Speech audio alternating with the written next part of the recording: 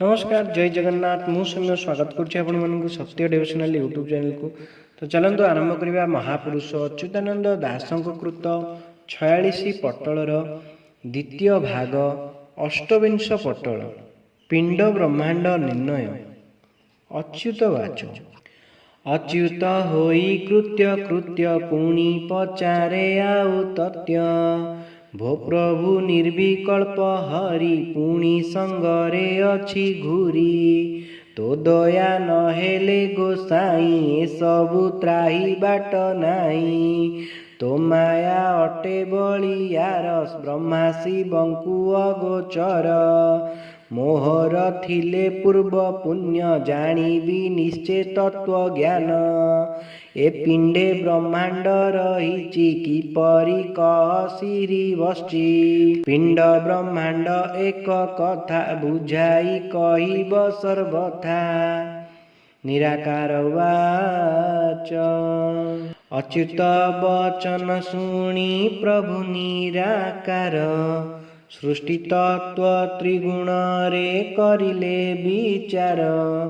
शुणतु अच्युत एबे अनंत ब्रह्मांड कि रूपे कि आश्रा करी धरिछन्ति पिंड ब्रह्मांड लक्षण सर्वं देह मध्य व्यवस्थितं साकारस्त्य विनश्यन्ति निराकारे नमस्यन्ति ए पिंडे सकल ब्रह्मांड पूरी रही आदि खंड जेते लक्षण भूत देहे प्राणी शरीर सबु सहे जहा तू देखुचु नेत्रे से सबु एकार मध्यरे आकार दिने नष्ट हेब अनाकार सत्ता हेब एथकु विचार तु चित्ते बे कहिबा विधि मते निराकार कहउछन्ति अच्युत्य को चाही पुणी निगूढ़ संधिरे मन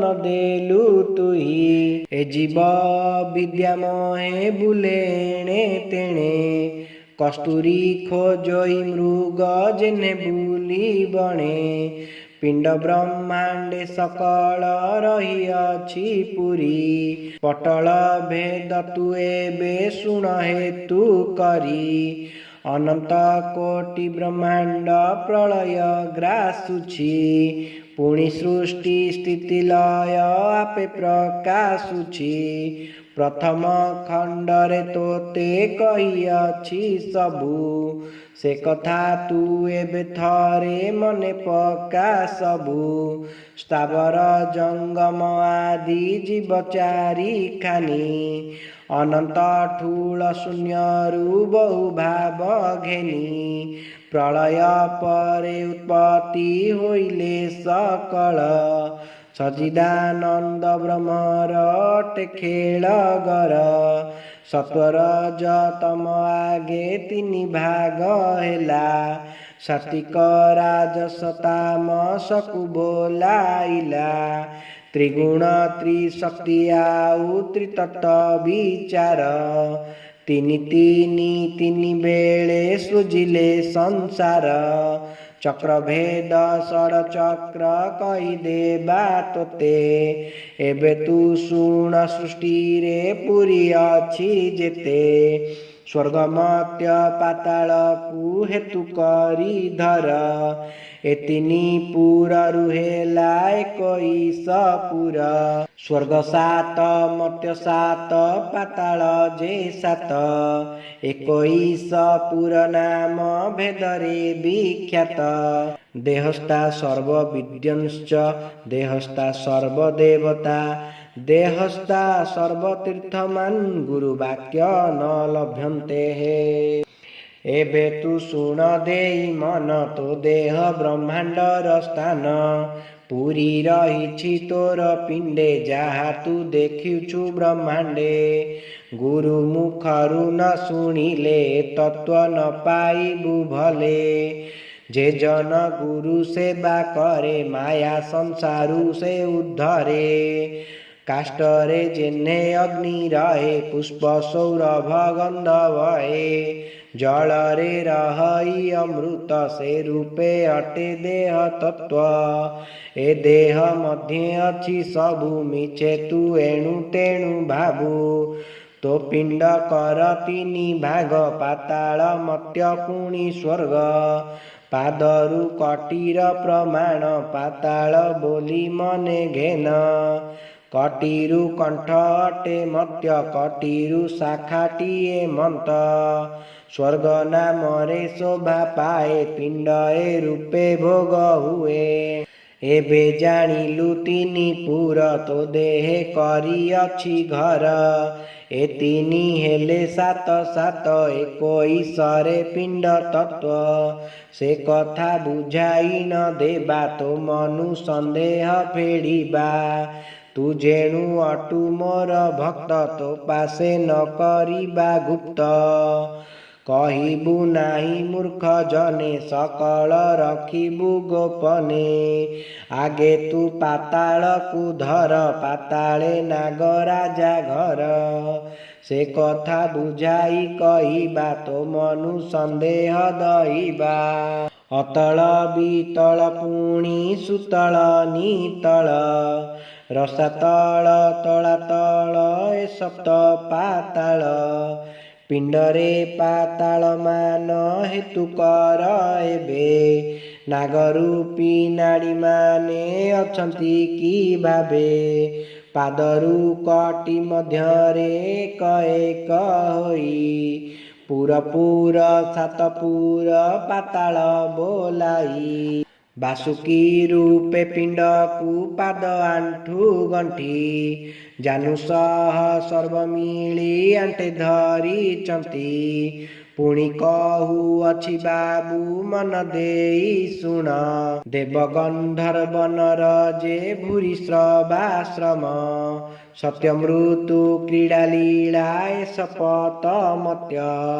कटीरु कंठ मध्यरे हेले विराजित।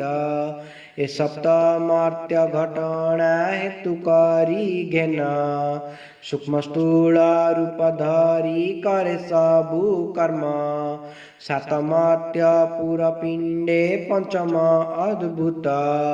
उत्पत्ति स्थिति प्रलय करंती नियत। एवे पिंडे सप्त सर्ग विचार तू कर। विचार बुद्धि बल रे होइबु अमर। नील नीलाचल तट सारखीर जोग। आदि नामे सातपुर होइला स्वर्ग। स्वर्ग रे अछि वैकुंठ स्वर्ग अटे सार। तो पिंडर स्वर्गपुर अटे बलियार। स्वर्गर पथ दुर्गम तत्व अटे गुरु। वैकुंठ पति स्वर्गे होइछन्ति गुरु। पिंड ब्रह्मांड करता अटंती गोसाई। जड़ देह मन थाई दिने भाबु नाई। वैकुंठ पति के जीव जे दिन खोजिब। मन को सांग करिले ता भेट पाइब।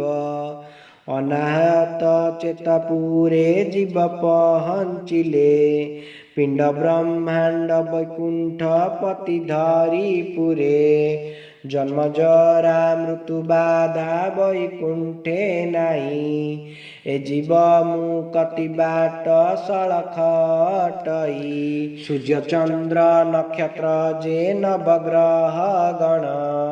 ब्रह्मांड रे थाई पुणी पिंडे नले स्थान। ब्रह्मांड रे थिबा कथा आखिकी दिसुची। पिंड रे रहिबा कथा जोगी जाणु अछि। अनुभवे गुरु तत्व चिनिले पाइबु। चिंता कले गोटी गोटी पिंड रे देखिबु। सूक्ष्मरु सूक्ष्म अटई पिंड तत्व मान। मिछ नुहे सबु सत्य हेतु करी घेन।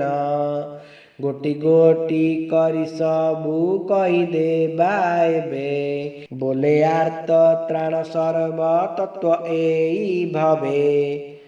इति श्री 46 पटले अच्युत निराकार संवादे पिंड ब्रह्मांड निर्णय नाम 28 पटल। जदि आपण मानक आम वीडियोटी भल लगी तेज आम चैनल को लाइक शेयर सब्सक्राइब करने को अनुरोध। जय जगन्नाथ जय पंचसखा।